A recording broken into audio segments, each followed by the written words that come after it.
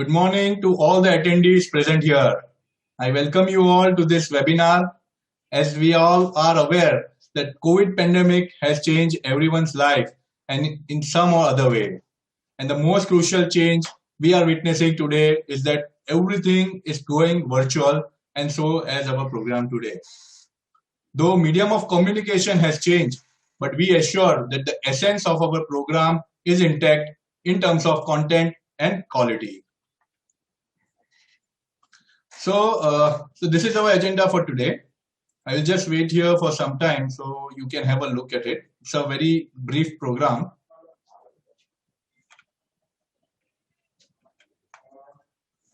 Okay, we will welcome all the questions coming from our attendees. On Zoom, we request you to post your questions in the Q&A section, which is at the bottom of your screen. And those watching on the YouTube can also post the questions in the comment section. At the end, we will try to take maximum questions as much as possible. So, last time when we met, that was on our annual signature program day, we were in the final stage of merger between Concept and R. Vadiwala. At this juncture, I am glad to inform that we have taken all the necessary approvals regarding the same, and we shall become a boutique wealth management company in a matter of few days. So before moving forward, I would like to introduce you to this new avatar, that is Concept Investwell Private Limited, which will be happening post-merger. So it will be a boutique wealth management company with a clear focus on portfolio management, equity and mutual fund advisory and distribution. So we will be continuing our legacy in the investment services business, which we have built over 25 years, and we will try to attain new landmarks as we march forward. Now let's take you to the performances. Here, the performance of our portfolio management in PMS. We will be starting our Legion plan, which has generated an alpha of 73% in comparison to its benchmark. We are glad to inform you here that our Legion plan is in top 10 performing PMSs in the country. And not only that, Legion ranks 5th in the comparison to all large cap mutual fund schemes operational across India. Now coming to the dynamic plan, which was recently launched in September 2019. As you can see, the performance of this plan is also extremely satisfactory, as it has generated 18% alpha in just over 1 year. Now, this is very interesting. So basically how the dynamic AI plan works. So I will brief you about it. You might be aware that this plan is a fusion of human as well as artificial intelligence. This process starts with shortlisting of BSE 200 on certain fundamentals, such as return on capital, debt by equity, and many more, which is a part of human intelligence. Now, artificial takes into consideration numerous macroeconomic indicators, which you can see on the left-hand side of the screen, and gives us the broad indications on where the market is likely to head. The output of human and artificial intelligence are fed into the quant model, which takes care of the risk management and gives you a final portfolio. Now, this process is taken and repeatedly every 2 months. Apart from PMS services, at Concept Investwell, we also offer advisory services, where we cover advisory for equity, mutual fund, debt, and any other structured products. Now, here what differentiates us. Client is advised keeping in mind the risk-taking ability and the return requirements. So proper due diligence is being taken care. We offer a basket of offerings covering mutual fund, debt products, structured products as per the need of the investor. And the best part is we don't give one-time advice. We keep a constant track of funds and products offered to all our clients. So now next. Okay. In case of any further details regarding any of our PMS plan or anything that mentioned, like any of our services, you can feel free to reach us on the given numbers. Janish and Bhavesh are our business development executives. You can reach them anytime. And so thank you once again. And we directly move to the main part of this event. Over to you, Mr. Siddharth. नमस्ते to all of you. Sunday की सुबह इतना आपका कीमती समय निकाल के आप सब आए, उस बदल मैं आभार व्यक्त करता हूं। जनरली कंसेप्ट का एक वैल्यू सिस्टम रहा है, कल्चर रहा है कि जब भी मार्केट में बहुत क्रैश आता है या बहुत मार्केट में पैनिक होता है, तब हम मानते हैं कि जब क्लाइंट्स की नीड मैक्सिमम होती है, उनको सांत्वन देना, उनको समझाना, तब हम ज्यादातर वेबिनार्स करते हैं, यूट्यूब वीडियोस निकालते हैं, एंगेज करते हैं क्लाइंट्स के साथ। तो अगर आप देखेंगे तो मार्च के महीने में मैंने पर्सनली 3 इंटरव्यूज दिए हैं और वो तीनों इंटरव्यूज आप यूट्यूब चैनल पे भी देख सकते हैं। उस टाइम पे भी हमने क्लाइंट्स को समझाने की कोशिश की थी कि क्या हो रहा है। सिमिलरली अप्रैल में भी came out with more 3 videos. तो मैं हमेशा मानता हूं कि जैसे प्रोवर्ब भी है कि a friend in need is a friend in deed, वैसे ही क्लाइंट्स को मैक्सिमम जरूरत तब होती है जब मार्केट में फॉल आता है। तो अभी आप सोच रहे होंगे कि at 46,000 why you are here. तो अगेन सी, बहुत लास्ट 15 डेज से हमें काफी कॉल्स आते थे, काफी क्वेरीज आ रही थी कि अभी मार्केट बहुत स्टीप राइज ले चुका है। कोरोना आया और 2020 हम सबकी लाइफ को बदल के रख लिया, लेकिन मार्केट के हिसाब से अगर देखें तो it has been a fantastic year. टूटा भी लेकिन बढ़ा भी उस तरह। तो हम लोगों ने सोचा कि why not again engage with our clients, और हमारा जो ऑब्जर्वेशन है, हमारे जो व्यूज हैं, तो वो आपके सामने रखें। तो इसलिए लास्ट मेरा जो वेबिनार था वो अगस्त में था, जब हमारी 11th anniversary of wealth creation I थी। उसके बाद 4 महीनों के बाद अगेन वी आर बैक। सो आज मैं चाहूंगा कि आप सब मेरे साथ जुड़े, समझे। हमेशा की तरह मैं सिंपल लैंग्वेज में समझाने की कोशिश करूंगा, लेकिन अभी मैं मानता हूं कि आप सब भी काफी इंटेलेक्चुअल्स हैं, काफी एजुकेटेड हैं, तो एक लेवल में इस बार थोड़ा ऊपर जाने वाला हूं और मुझे लगता है कि आप भी वो लेवल को पकड़ पाएंगे। तो लेट्स बिगिन। मैं मेरी पीपीटी शेयर कर देता हूं।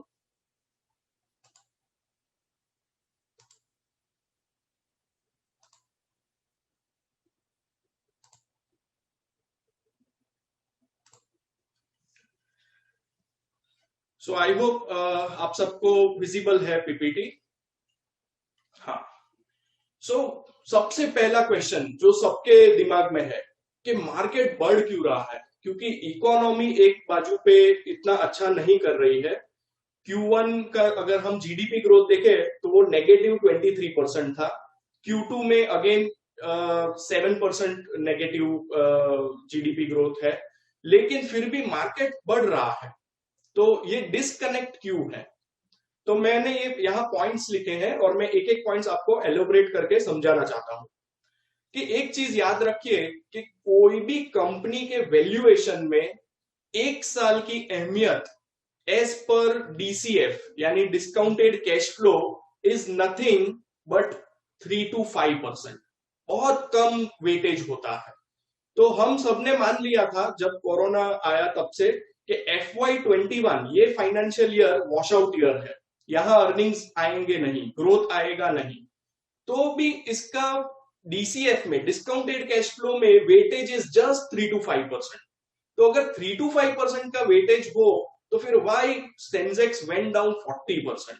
तो ये एक डाइकोटॉमी थी, ये एक अलग चीज हुई थी कि मार्केट में पैनिक आ गया था और सबको लगा कि we are nearing to the end of the world, और इसलिए ये शायद इतना बड़ा पैनिक एक ही महीने में आया था और 40% मार्केट टूट गया था। इसको मैं दूसरी तरह आपको समझाना चाहता हूं कि अगर आपकी फैक्ट्री है और फैक्ट्री में 3 महीने की स्ट्राइक हुई है तो आपका प्रोडक्शन बंद हो जाएगा। अगर कोई आपके पास आके बोलता है कि आपकी फैक्ट्री मुझे 40% डिस्काउंट में बेच दो इस समय पे, तो आप बेच दोगे? आप नहीं बेचोगे, आप उसको बोलोगे कि ये 3 महीने का फिनोमिना है, अगेन फैक्ट्री विल स्टार्ट और प्रोडक्शन चालू हो जाएगा और ग्रोथ आ जाएगा। तो वही हुआ, लॉकडाउन में हमने 2 महीना ये प्रोडक्शन जीरो हो गया था इंडिया का, लेकिन again we are back. So 40% discount पे क्यों बेचना अपनी एसेट? तो ये मेरा पहला क्वेश्चन है कि market should have not fallen 40%। तो ये बड़ा है तो वो मार्केट ने अपने आप को करेक्ट किया है, जो मार्केट गलत था उसने मार्केट ने खुद को करेक्ट किया है। दूसरा, जब भी ये कोरोना हुआ उसके बाद अच्छे अच्छे इकोनॉमिस्टों ने, इवन मोस्ट ऑप्टिमिस्ट लोगों ने इंक्लूडिंग मी, हम सब ने मान लिया था कि FY21 वॉश आउट ईयर है, इस ईयर में अर्निंग्स नहीं आएगा। लेकिन अगर आप Q2 के रिजल्ट्स देखोगे तो Q2 के रिजल्ट्स बहुत अच्छे हैं, यानी ग्रोथ आया है, रेवेन्यू ग्रोथ नहीं है लेकिन पेड ग्रोथ है, और ये बता रहा है कि Indian economy has bounce back, और खास करके ऑर्गेनाइज सेक्टर, और शेयर मार्केट जो है वो ऑर्गेनाइज सेक्टर को रिप्रेजेंट करता है। Definitely there is pain, job loss हुए हैं, सैलरी कट्स हुई है, लेकिन वो सब ज्यादातर अनऑर्गेनाइज्ड में हुई है, जो लिस्टेड नहीं है। तो स्टॉक मार्केट में जो शेयर्स होते हैं और खास करके निफ्टी सेंसेक्स में होते हैं, वो बेस्ट कंपनीज ऑफ इंडिया होती है, लार्ज कंपनीज ऑफ इंडिया होती है, लेस लेवरेज्ड कंपनीज होती है, तो उनको प्रॉब्लम दिक्कत कम हुई है, तो इसलिए रिजल्ट्स अच्छे आए हैं। दूसरा हमारा ऑब्जर्वेशन ये है कि इस बार कॉर्पोरेट इंडिया ने कॉस्ट कंट्रोल बहुत अच्छी तरह किया, यानी पावर कॉस्ट में फायदा हुआ, लेबर में फायदा हुआ, ट्रैवल कॉस्ट ऑलमोस्ट नील हो गया या कम हो गया, और ऑब्वियसली इंटरेस्ट कॉस्ट, क्योंकि इंटरेस्ट रेट्स वर्ल्ड वाइड नीचे हैं, इंडिया का interest rates is at 15 year low, तो ये सबका फायदा भी प्रॉफिटेबिलिटी में हुआ, और अगेन हमारा प्रॉफिट आफ्टर टैक्स बढ़ गया। फोर्थ पॉइंट सबसे इंपॉर्टेंट पॉइंट है, ये पॉइंट क्या है? Price of an asset is linked to holding cost of an asset. अगर आपका इंटरेस्ट रेट्स नीचे चला जाता है तो आपका इक्विटी का वैल्यूएशन ऑटोमेटिकली बढ़ जाता है, और यही हुआ है कि वर्ल्ड वाइड इंटरेस्ट रेट्स है फॉलन। यूएस में 0% इंटरेस्ट रेट है, जापान में नेगेटिव है, यूके में भी ऑलमोस्ट जीरो है, तो इसके वजह से ऑटोमेटिकली प्राइस अर्निंग रेशियो जो हम पहले देते थे मार्केट को, उससे अभी हम ज्यादा देने लगे। So historical low interest rate is a big boon to equity markets. दूसरा हम देखें तो व्हाट ऑल्टरनेटिव्स आर यील्डिंग। आज आप ही सोचो कि फिक्स डिपॉजिट्स में हमें क्या मिल रहा है। स्टेट बैंक में अगर आप पैसा रखोगे तो यू आर गेटिंग 5%, और अगर पोस्ट टैक्स देखोगे तो यू आर गेटिंग 3.5%। अभी इससे क्या होगा? तो लोगों ने अपना एसेट एलोकेशन भी बदलना शुरू कर दिया है। मुझे काफी सीनियर सिटीजन्स के कॉल आते हैं, मेरे फादर इन लॉ मुझे पूछते हैं कि Siddharth what should I do, क्योंकि अभी फिक्स डिपॉजिट्स में रिटर्न अच्छे नहीं है। तो अगेन इसकी वजह से भी इक्विटी को एक किकर मिला है, प्रीमियम मिला है। दूसरी तरह आप सोचिए रियल एस्टेट। मेरे काफी फ्रेंड्स, रिलेटिव्स, उनके पास काफी रियल एस्टेट है, वीकेंड होम्स है, लेकिन वो सब कोरोना में उन्होंने देख लिया कि they are asset rich but cash poor. और इक्विटी मार्केट उल्टा है, इक्विटी मार्केट में कैश लिक्विडिटी हाई है, आप क्लिक ऑफ द बटन पे बेच सकते हैं, 2 दिन में आपके सेविंग्स अकाउंट में पैसे आ जाते हैं, जो रियल एस्टेट में पॉसिबल नहीं है। लॉकडाउन में भी आपके पास लिक्विडिटी होती अगर आप इक्विटी में निवेशक होते। तो अगेन ये भी एक चीज हमें ध्यान रखनी है, और इसके वजह से भी इक्विटी के वैल्यूएशंस बढ़ रहे हैं। Again historical high liquidity. Federal reserve ने लास्ट 107 सालों में जो डॉलर प्रिंट किया उसके मुकाबले लास्ट 8 मंथ्स में उसने ज्यादा डॉलर प्रिंट किया है। आप समझ सकते हैं, 107 वर्सेस 8 महीना। So this is the difference, and that is why again there is world is flushing with liquidity, और ऊपर सब इमर्जिंग मार्केट्स और खास करके इंडिया में पैसा आ रहा है। और फाइनली डॉलर इज वीकनिंग। अगर आप डॉलर इंडेक्स भी देखेंगे तो वहां भी डॉलर वीक हो रहा है, और उसके वजह से भी क्या हो रहा है कि इमर्जिंग मार्केट्स में पैसा बढ़ के आ रहा है।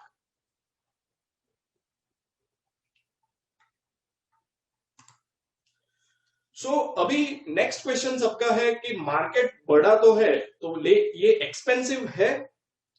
तो अगर अगर मैं यहां भी आपको दो तीन डेटा के साथ आपके साथ शेयर करना चाहता हूं कि लास्ट 10 इयर्स में अगर आप देखोगे तो निफ्टी का रिटर्न सिंगल डिजिट सीएजीआर में है, सिंगल डिजिट।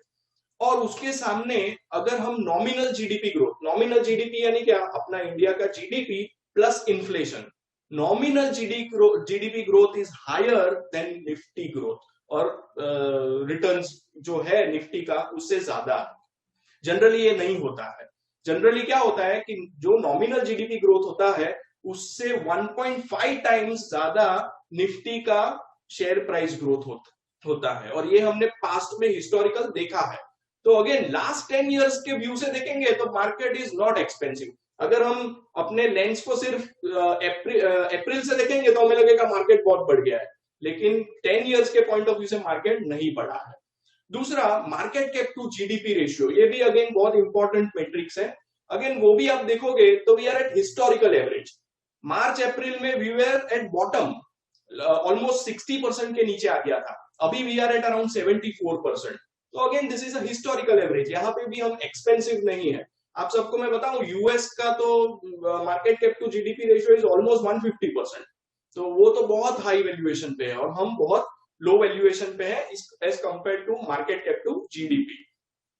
तीसरा, बहुत लोग ये भूल जाते हैं कि कॉर्पोरेट्स का जो प्रॉफिट है, corporate profit to GDP ratio is at historical low.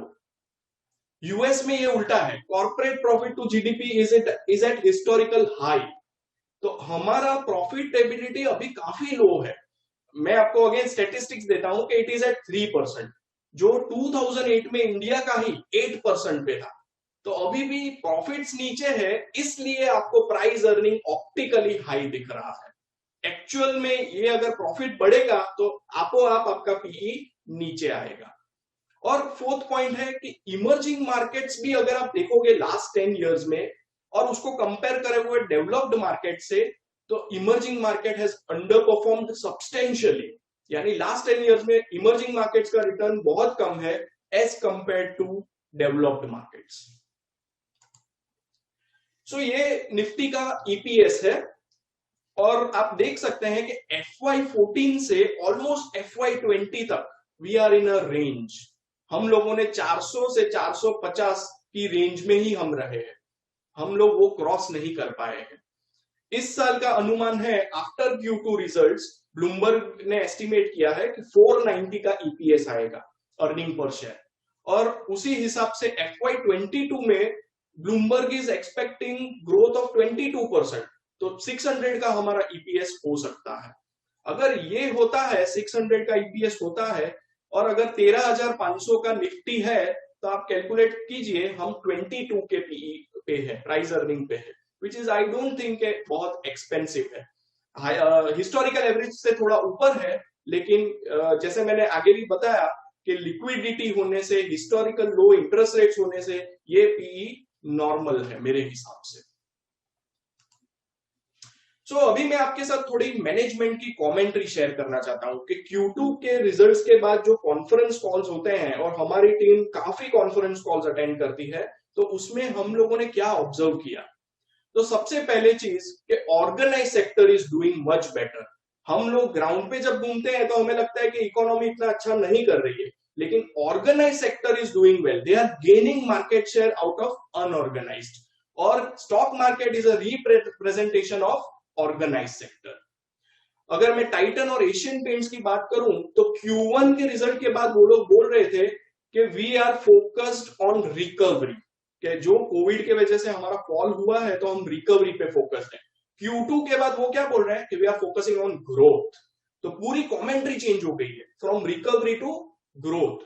Titan के मैनेजमेंट ने अभी दिवाली के सेल्स के बाद एड्रेस किया था, बोला था कि we have grown 15% year on year. यानी लास्ट ईयर कोविड नहीं था, नवंबर में, अक्टूबर में, वहां से ये साल में Titan jewellery has grown by 15%। तो आप समझिए कि कितना बड़ा ग्रोथ आ रहा है। Similarly Asian Paints has said the same thing कि we are gaining market share. Maruti और हीरो, मारुति 4 व्हीलर में लीडर है, हीरो 2 व्हीलर में लीडर है, उन्होंने कमेंट्री दी है कि we have the best October ever. तो ये भी अगेन बता रहा है कि डिमांड आ रही है। HDFC जो हाउसिंग फाइनेंस में अगेन लीडर है, उन्होंने बोला कि we are getting more and more home loan applications every month, यानी अगस्त से ज्यादा सितंबर में, सितंबर से ज्यादा अक्टूबर में, तो होम लोन्स भी हाईएस्ट एवर हमें दिख रहा है। जॉकी यानी पेज इंडस्ट्रीज, वो भी बता रहा है कि मंथ ऑन मंथ हमारा सेल्स बढ़ रहा है। एक आपको मैं डेटा दूं कि जो जॉकी ने इवन मास्क बनाना भी शुरू कर दिया है, तो एक हफ्ते से आउट ऑफ स्टॉक है, मास्क नहीं मिल रहे हैं। तो this is the demand which is coming on. UltraTech और श्री सीमेंट जो अगेन लीडर्स हैं सीमेंट इंडस्ट्री में, उन्होंने बोला कि वी आर एडिंग कैपेसिटी। हम कैपेसिटी कब ऐड करते हैं? जब डिमांड होती है। तो again this is a good sign. और फाइनली रियल एस्टेट कंपनीज में भी काफी companies, Godrej properties, Oberoi reality, वो सब भी बता रहा है कि बहुत अच्छी डिमांड हमें दिख रही है। इवन सूरत में भी एक दो रियल एस्टेट प्लेयर्स को मैंने पूछा तो उन्होंने बताया कि अफोर्डेबल हाउसिंग में there is a very good demand. तो ये सब बता रहा है कि economy is bouncing back. So macro outlook क्या है? तो सबसे इंपॉर्टेंट पॉइंट इंडिया के लिए कि इंडिया कभी भी करंट अकाउंट सरप्लस नहीं होता था, हमेशा डेफिसिट होता था। क्यों? क्योंकि क्रूड ऑयल, गोल्ड और इलेक्ट्रॉनिक आइटम का बिगेस्ट इंपोर्ट इंडिया करता है, और उसके सामने एक्सपोर्ट हम क्या करते हैं? तो आईटी, फार्मा, टेक्सटाइल्स।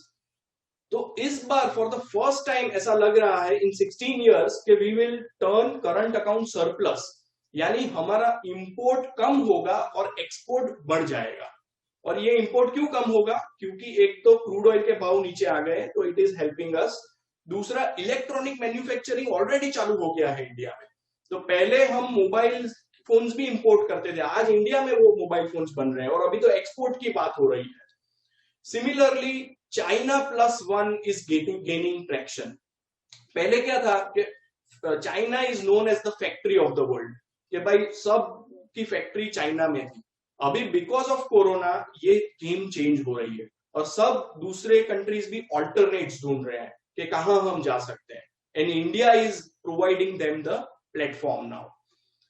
अगेन जैसे मैंने बताया, लो क्रूड प्राइसेस, $1 क्रूड नीचे रहता है for a year, then we save around 9 to 10,000 crore rupees.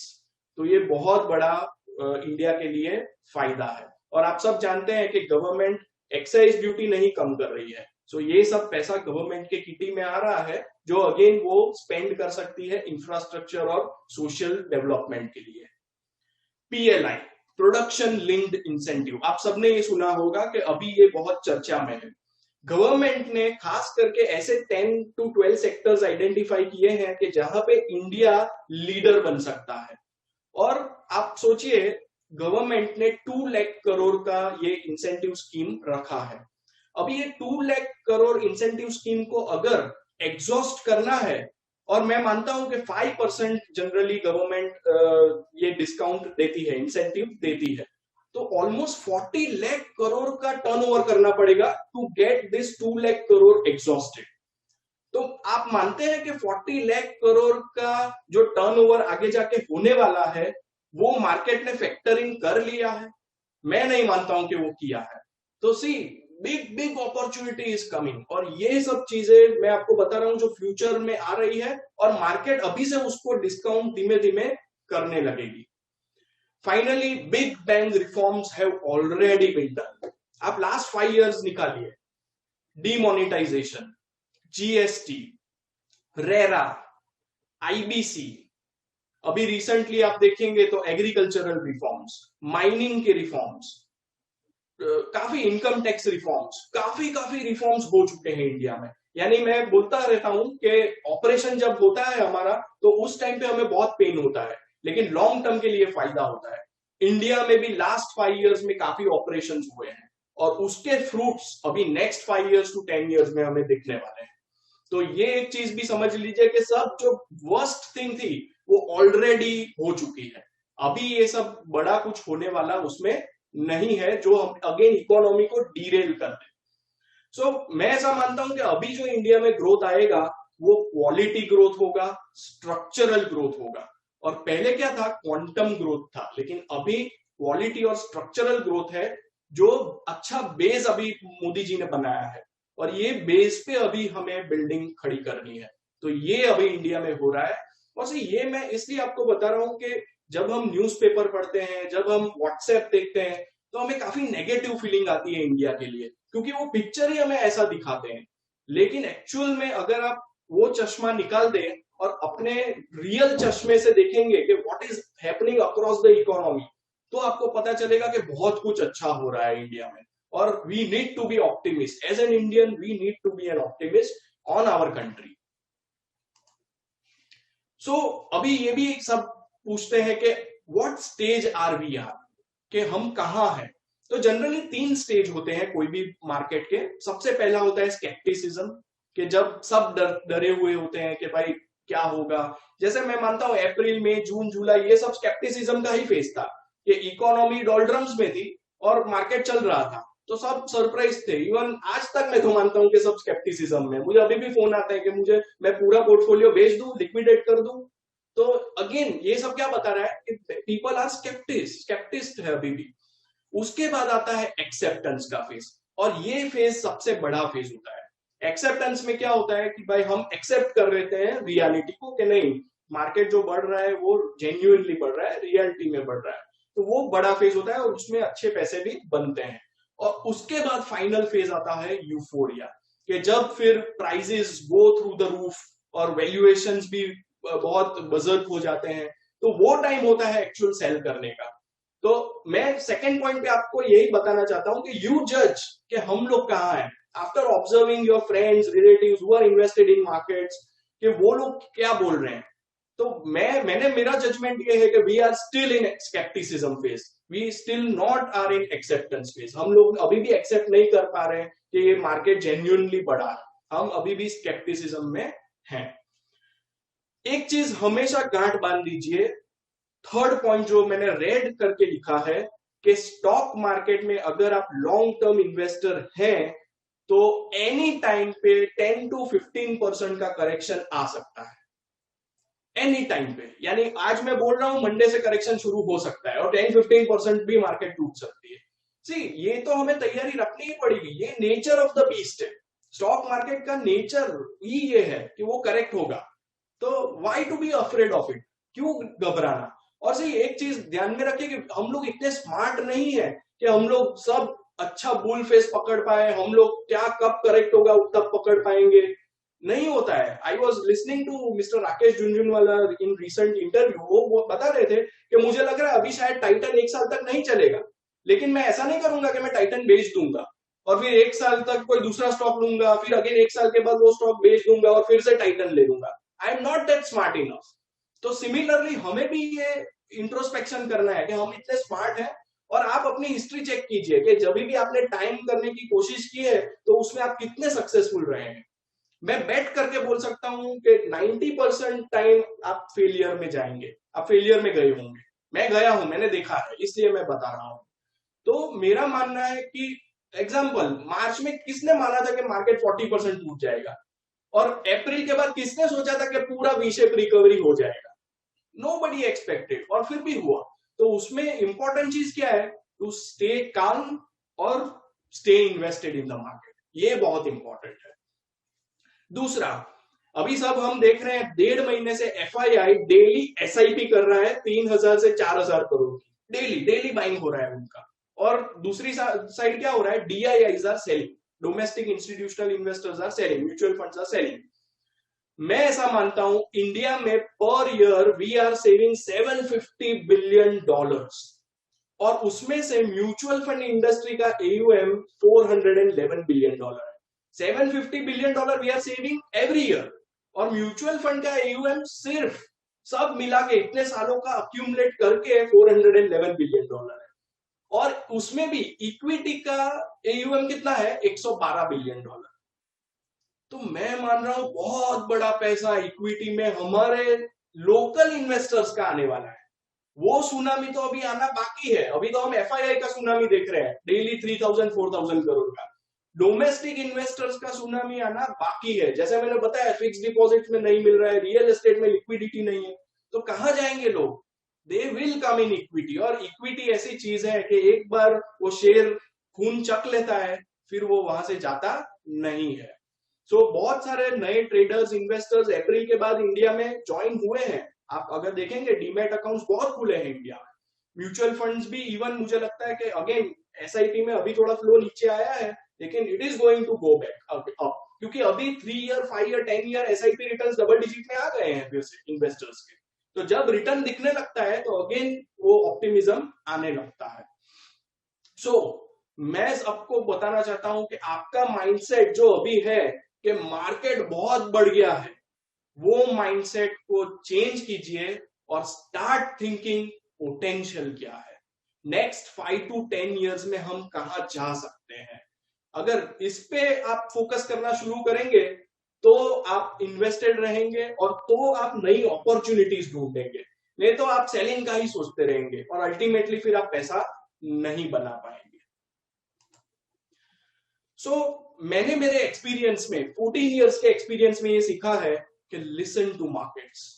अपना खुद का इंटेलेक्चुअल को आगे रखने से पहले मार्केट का विजडम हमें क्या बोलने की कोशिश कर रहा है उसको सुनिए, रिस्पेक्ट इट्स विजडम। और मैं यहाँ पे अभी की जो पीछे की स्लाइड्स आने वाली है उसमें की ऑब्जर्वेशंस जो मैंने किए हैं मार्केट में वो आपके साथ शेयर करना चाहता हूं।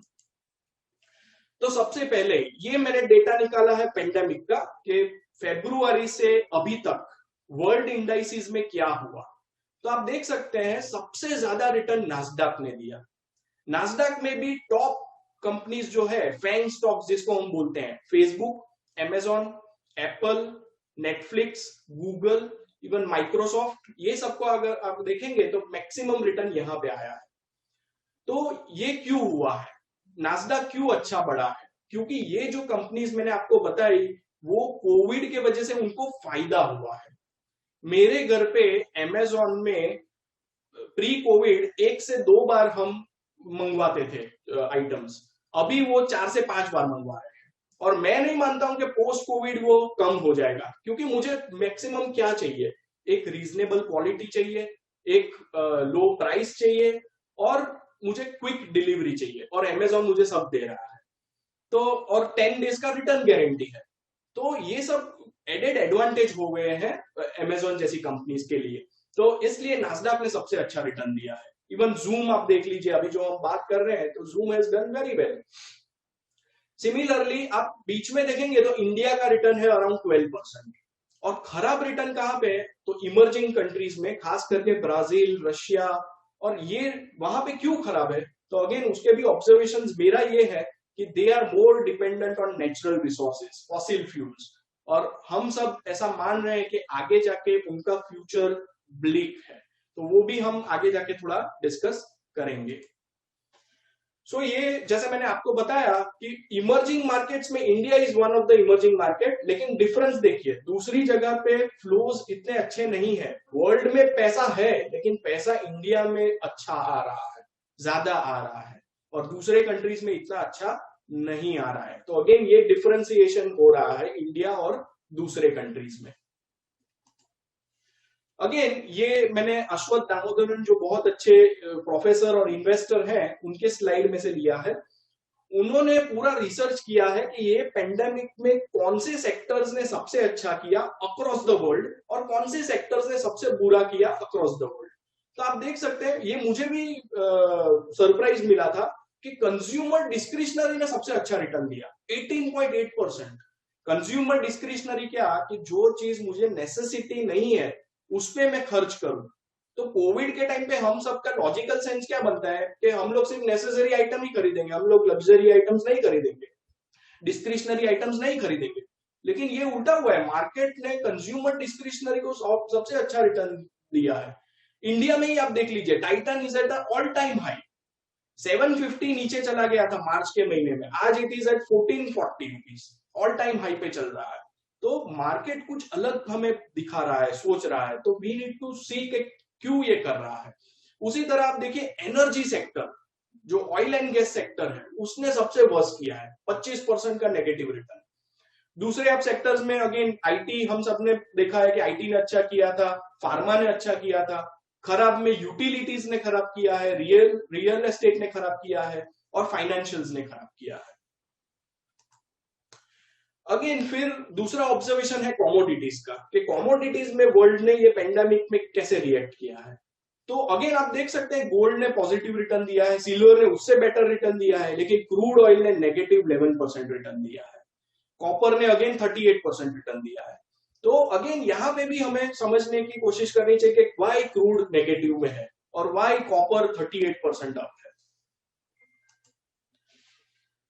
दूसरा एक मेरा ऑब्जर्वेशन ये है, और ये काफी डिबेट्स चलती है, इवन टीवी पे भी आपने सुनी होगी, कि भाई हाई पी स्टॉक्स अभी बहुत महंगे हैं, वैल्यूएशंस बहुत महंगे हो गए हैं, क्वालिटी स्टॉक्स महंगे हैं।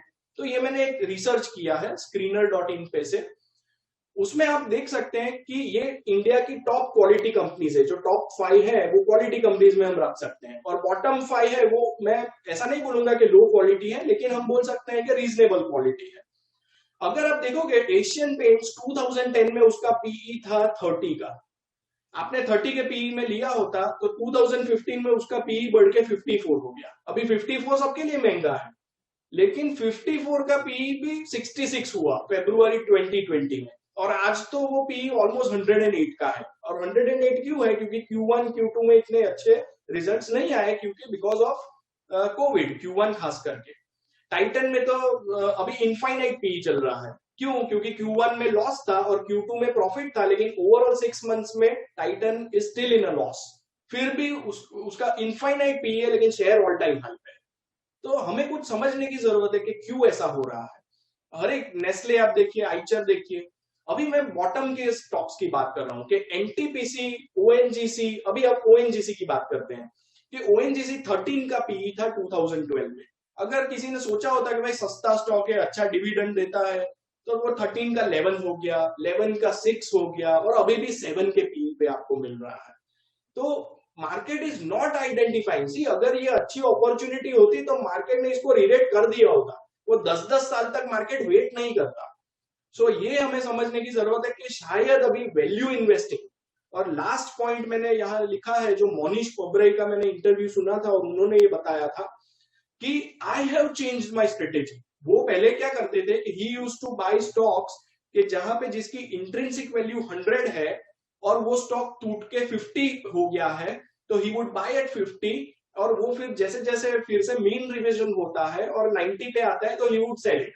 तो 50-90 वाला गेम खेलते थे वो। अभी वो बोल रहे हैं कि ये स्टाइल ऑफ इन्वेस्टिंग नहीं चल रही है। अभी स्टाइल ऑफ इन्वेस्टिंग क्या चल रही है कि you buy good quality stock as reasonable rate, यानी 100 का अगर आपका 100 में भी मिलता है, 100 का आपका 110 में मिलता है, तो you should buy it if it has a long runway. तो ये 100 का 500 भी हो सकता है, 1000 भी हो सकता है। तो ये स्ट्रेटेजी यू शुड एडप्ट, और मार्केट ने भी लास्ट 10 इयर्स में यही दिखाया है कि क्वालिटी वर्क्स और पीई का रेलेवेंस कम है। अगेन यहाँ पे आप देख सकते हैं लास्ट 5 इयर्स, आपने अगर टाइटन 50 के पीई पे भी लिया होता तो भी आपका 40% सीएजीआर है। एशियन पेंट्स 54 के पीई पे लिया होता तो भी 30% सीएजीआर है। इसके सामने आपने एनटीपीसी, ओएनजीसी, यहाँ मैंने डिविडेंड्स भी इंक्लूड किए हैं, तो भी रिटर्न आप देखिए। लोग मेरे साथ डिबेट करते हैं कि भाई ये डिविडेंड बहुत अच्छा देती है। इवन इंक्लूडेड डिविडेंड्स आप स्टॉक के प्राइसेस देखिए। और यहाँ पे मैंने एक लास्ट स्टॉक भी लिया है, जागरण प्रकाशन। अभी ये क्या कर रहा है, न्यूज़पेपर, फिजिकल न्यूज़पेपर की कंपनी है जागरण प्रकाशन, वो भी कंप्लीट डीरेट हो गया है। क्यों डीरेट हो गया है? क्योंकि आज मेरा जनरेशन फिजिकल न्यूज़पेपर नहीं पढ़ता है, और वो पढ़ेगा भी नहीं, क्योंकि क्यों मैं स्टेल न्यूज पढ़ूं दूसरे दिन, बासी न्यूज क्यों मैं पढ़ूं? मुझे अगर कोई भी चीज नहीं आती है तो तुरंत ट्विटर, व्हाट्सएप पे मिल जाती है, तो why I should read on the next day. तो ये जो ओल्ड जनरेशन लोग हैं वो अभी भी न्यूज़पेपर पढ़ते हैं, लेकिन वो आगे जाके उनका ये कम होगा और यंग जनरेशन का बढ़ेगा। तो अल्टीमेटली ये शेयर भी मार्केट ने उसको डीरेट करना शुरू कर दिया है, और -6% का सीएजीआर है। अगेन ये एक ऑब्जर्वेशन है कि लो और no dividend has done well. तो अगर आप यहां देखेंगे तो रिलायंस, कोटक, डीवीज, एचडीएफसी बैंक, टाइटन, ये सब शेयर्स ने अच्छा किया है, इनका dividend yield is less than 1%। और यहाँ पे आप देखिए जिसका डिविडेंड यील्ड 5% से ज्यादा है उसने अच्छा नहीं किया है as compare to low high dividend stocks.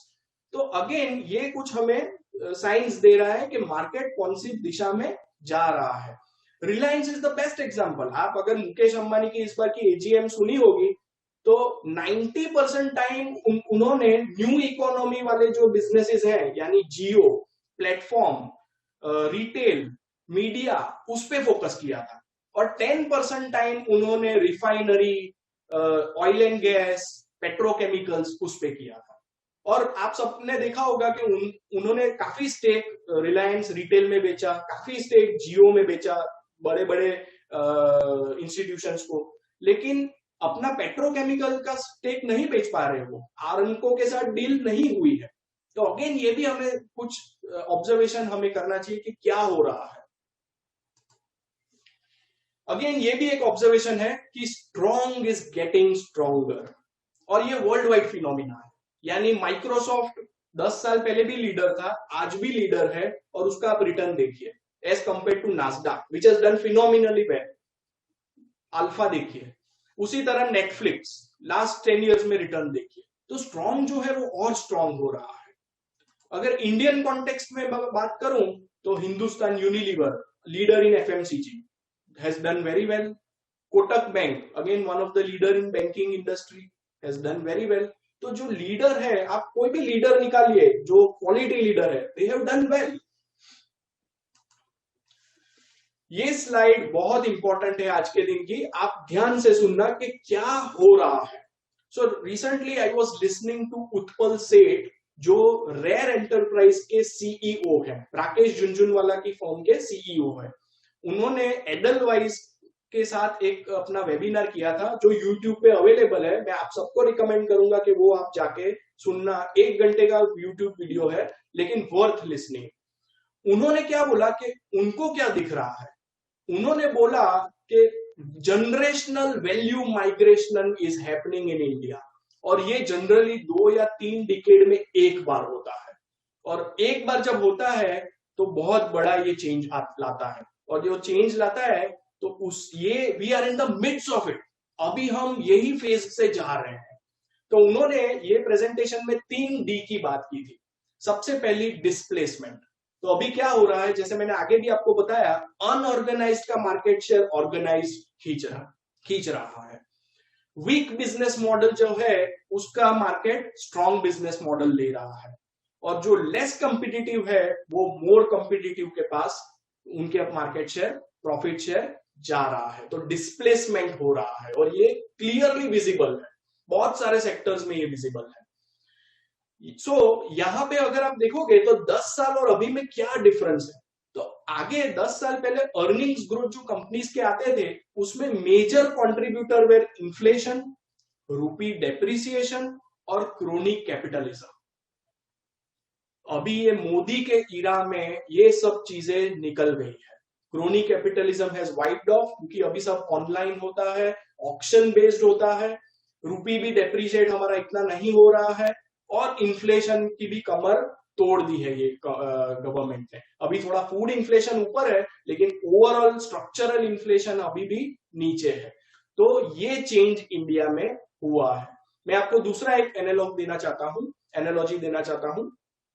10 साल पहले कॉर्पोरेट्स दिल्ली में दे वर नोन फॉर कि उनके स्विस बैंक में अकाउंट्स है कि नहीं है। यानी स्विस बैंक में अकाउंट हो तो वो बड़ा आदमी है, ऐसा ही इमेज होती थी। Today corporates are known for their market capitalization, कि आपका मार्केट कैप क्या है, उस पे आपको रिस्पेक्ट मिलता है। और अभी सब लोग ये थियरी मानने लगे हैं कि भाई मेरा मार्केट कैप अच्छा है तो I will get the respect. तो ये बहुत बड़ा चेंज इंडिया में हो रहा है। दूसरा डी है डिजिटलाइजेशन। ये तो हम सब देख रहे हैं कि डिजिटलाइजेशन है। कोविड में हम सब घर पे थे, लेकिन सब कुछ हो रहा था, बैंकिंग ट्रांजैक्शंस हो रहे थे, सब कुछ हो रहा था। तो क्यों हो रहा था? Because of digitalisation.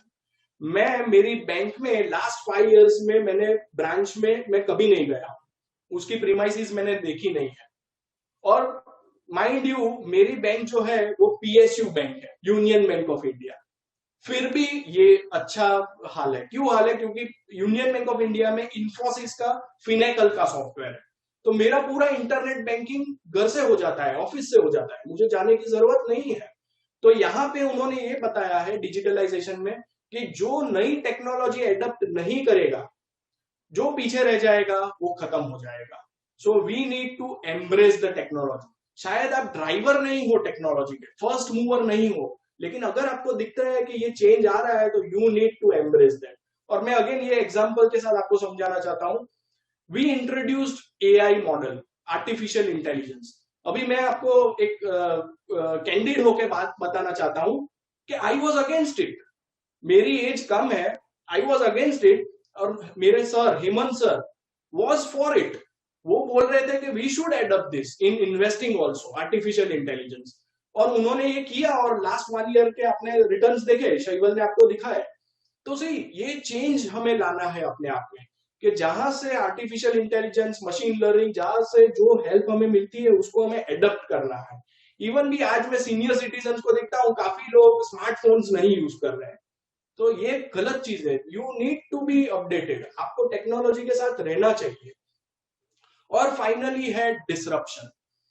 डिसरप्शन में बहुत सारी चीज हो रही है, change in consumer mindset, changing distribution networks, ये सब बदल रहा है। ट्रेडिशनल डिस्ट्रीब्यूशन नेटवर्क जो था, वहां से अभी टेक्नोलॉजी के वजह से अलग अलग इनोवेटिव डिस्ट्रीब्यूशन नेटवर्क्स बन रहे हैं। Change in cost of distribution, cost of manufacturing कम हो रहा है। और सबसे important point, you need to disrupt yourself. दूसरा आके आपको डिसरप्ट कर जाए उससे पहले आपको खुद को डिसरप्ट करना है, अपने आप को। और ये सब जो कंपनीज, जो कॉर्पोरेट्स करेगी, they will survive and they will thrive. और जो ये नहीं कर पाएगी वो पीछे रह जाएगी। तो ये बहुत बड़ा चेंज इंडिया में हो रहा है 3Ds का, और we need to adapt this. और हमें ये देखना है कि कौन सी कंपनीज ये कर रही है, वहां क्वालिटी है। सो ये सबसे क्या हो रहा है, this all leads to high terminal value. आज टाइटन को ये वैल्यूएशन क्यों मिल रहा है, even though it is a loss making company? Because of this high turn, because of these 3 things, because of generational value migration। और जो old traditional ways the value stock करने के, प्राइस टू बुक देखो, P ratio देखो, EV by EBITDA देखो, शायद ये सब भी चेंज हो रहा है। क्योंकि अभी के जो नए बिजनेसेस हैं उनके बिजनेस मॉडल ही अलग है। They are asset light models. वहां पे फिजिकल इंफ्रास्ट्रक्चर की जरूरत ही नहीं है। अगर आप नए बिजनेसेस देखेंगे, जैसे ओला, उबर, ओयो रूम्स, बाइजूस, जोमेटो, स्विगी, बहुत सारे बिजनेसेस ऐसे हैं कि जिनका फिजिकल इंफ्रास्ट्रक्चर ही नहीं है, फिर भी उनके वैल्यूएशंस देखेंगे, मैं आगे आपके स्लाइड में दिखाऊंगा। सो फाइनली राकेश झुनझुनवाला ने ये बहुत अच्छी चीज बोली है कि those who see the change are prepared for the change and embrace the change will win in the long term. So हमें भी ये एडप्ट करने की जरूरत है। अभी ये बहुत इंपॉर्टेंट चीज पे मैं आ रहा हूं कि आगे के पैसे कहां से बनेंगे। तो एक चीज याद रखिए कि मार्केट को पैड ग्रोथ चाहिए, हाई पैड ग्रोथ चाहिए, यानी प्रॉफिटेबल कंपनी होनी चाहिए और ग्रोइंग कंपनी होनी चाहिए, और coupled with high ROC, return on capital employed भी उसका हाई होना चाहिए। तो ये डेडली कॉम्बिनेशन बन जाता है। इन्फोसिस ने सबसे ज्यादा रिटर्न कब दिया था, और ये मुझे मेरे फ्रेंड अमित पांडे जी ने बताया था कि सिद्धार्थ, तेरे फादर के पास जो इन्फोसिस है उसमें सबसे ज्यादा पैसा कब बना था, तो 96 से 2000 में। और यहां आप देख सकते हैं 96 में शेयर प्राइस 1 रुपया था। ये सब मैंने स्प्लिट बोनस को निकाल के किया है, एडजस्टेड है। तो 1 रुपए का शेयर इन 2000 वाज 167 टाइम्स पैसा बना था इन जस्ट 4 years। तो this is the power of equity. और वो क्यों हुआ था, क्योंकि इन्फोसिस वाज ग्रोइंग फिनोमिनली, 57%, 85%, 98%। आप सेल्स ग्रोथ देखिए, पेट ग्रोथ आप देखिए, इसलिए ये रिटर्न बना था। और यहां पे अगेन आप देखेंगे शेयर प्राइस का CAGR ग्रोथ इज 264%। अभी मैं आपको थोड़ा हाई लेवल पे ले जाना चाहता हूं कि when to sell a stock, आपको बेचना कब है। ऐसी अपॉर्चुनिटीज इंडिया में आने वाली है, और when will be the time to exit. तो यहां पे आप देखेंगे तो 2000 और 2001 को मैंने ब्रैकेट किया हुआ है। यहां पे 2000 में शेयर प्राइस था 167, वो फिर .com बबल जो बर्स्ट हुआ उसके बाद गिर के 66 हो गया था। तो ये हम कैसे ऑब्जर्व करें कि 2000 में it was a selling time. तो अगेन आपको लेफ्ट साइड पे जो नीचे का टेबल है उसको देखना है, 4 ईयर CAGR वाला। वहां पे आप देखोगे तो CFO, cash flow from operations, 81% से ग्रो हुआ है, लेकिन share price has grown to 64%। Divergence बहुत बढ़ गया है। जनरली हमने ऑब्जर्व किया है कि over a long term period CFO का CAGR और शेयर प्राइस का CAGR ऑलमोस्ट सेम या आजू बाजू होते हैं। जब ये डिफरेंस बहुत बड़ा हो जाता है तब it is time to sell. तो यहां पे आइदर क्या होता कि CFO जो है वो बढ़ता या फिर share price has to come down to converge. और यही हुआ 5 इयर्स के टेबल में। आप राइट साइड के टेबल में देखिए तो कैश फ्लो फ्रॉम ऑपरेशन 81 से 88% हुआ, लेकिन share price collapsed from 264% to 134%। So अभी यहां पे मैं यही आपको बताना चाहता हूं कि ऐसी अपॉर्चुनिटीज इंडिया में आने वाली है कि जहां पे फिनोमिनल ग्रोथ होने वाला है सेक्टर्स में, और वहां पे वो हमें कैप्चर करना है। और वो बहुत शॉर्ट लिव्ड होगा, यानी 4 साल 5 साल में वो पैसा बनेगा और फिर तब हमें वहां से निकलना है। सो ये भी एक ऑब्जर्वेशन है, खास करके ये कोविड टाइम में, कि young companies have done well. जैसे मैंने बताया, ओल्ड इकोनॉमी ने अच्छा नहीं किया है, ओल्ड कंपनीज ने अच्छा नहीं किया है, new companies have done well. आप देख सकते हैं ये सब इंडिया के यूनिकॉर्न्स है। यूनिकॉर्न्स यानी जिसका market capitalisation is about $1 billion. $1 billion यानी 7,300 करोड़ रुपीस। तो यहां पे आप देखोगे तो 2016, 17, 18 में उनके वैल्यूएशन क्या थे, किसी के 500 मिलियन था, किसी का 1 बिलियन था, और अभी क्या है। अब देखिए द रिटर्न्स कैसे बने। मैं आपको रिसेंट एग्जांपल देता हूं बाइजूस का। बाइजूस जो ऑनलाइन एजुकेशन प्रोवाइड करता है, अभी रिसेंटली उसका वैल्यूएशन है 88,000 करोड़। 3 महीने पहले टाइटन का भी वैल्यूएशन 88,000 करोड़ था। अभी आप सोचिए ये बाइजूस का बॉर्न कब हुई थी ये कंपनी, तो हार्डली मुझे लगता है 7-8 साल पहले या 10 साल पहले, और अभी उसका वैल्यूएशन इज टाइटन जो 3 महीने पहले था वो वैल्यूएशन पे है वो।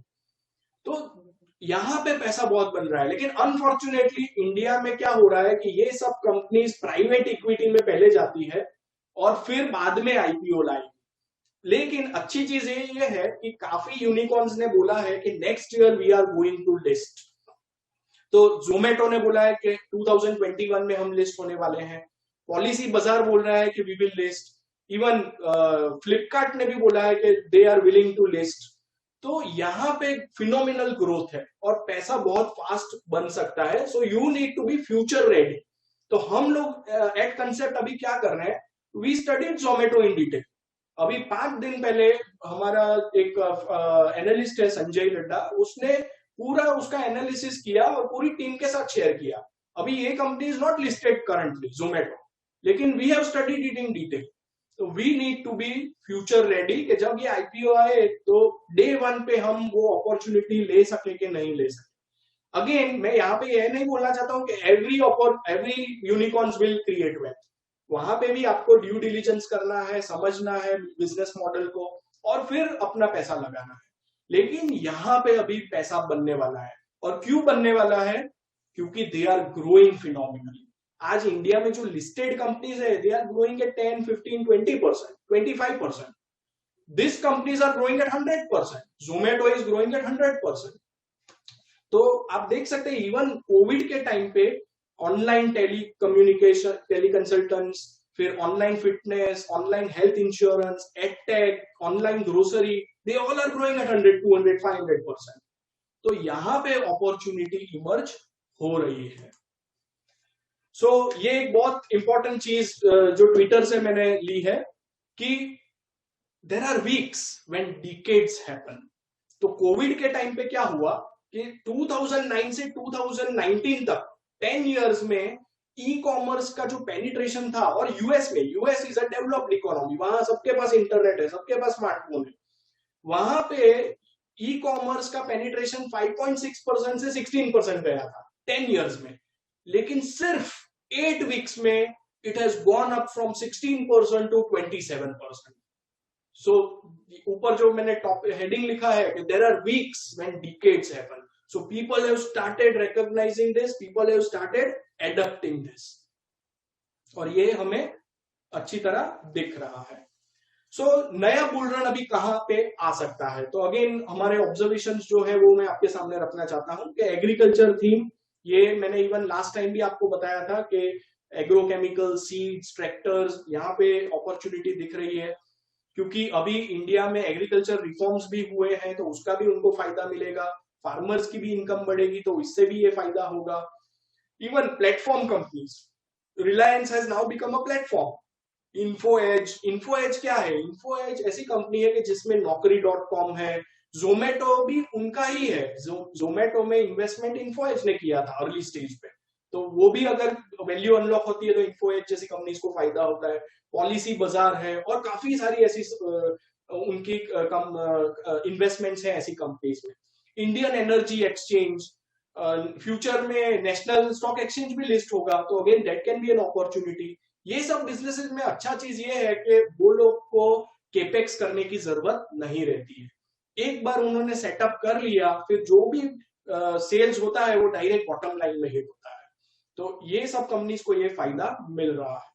न्यू फॉर्म ऑफ आईटी में खास करके हमारी जो कंपनीज है, इंफोसिस, टीसीएस, ये सब भी अभी डिजिटल हो रही है, and digital space is growing eight 25%। तो जैसे जैसे ये पाई डिजिटल का बढ़ता जाएगा, दे विल स्टार्ट ग्रोइंग। अभी टीसीएस, इंफोसिस में आगे प्रॉब्लम क्या था कि they were growing at single digits, 4, 5, 6% पे ग्रो कर रहे थे। अभी suddenly because of digital they will start growing at 10, 12, 15%। तो अगर ये ग्रोथ आता है तो अगेन वो रीरेट ऑलरेडी हो चुके हैं लेकिन शायद और हो सकते हैं। हेल्थ केयर, मैं आपको एक डेटा देना चाहता हूं, इंडिया में अपॉर्चुनिटी हेल्थ केयर की क्या है।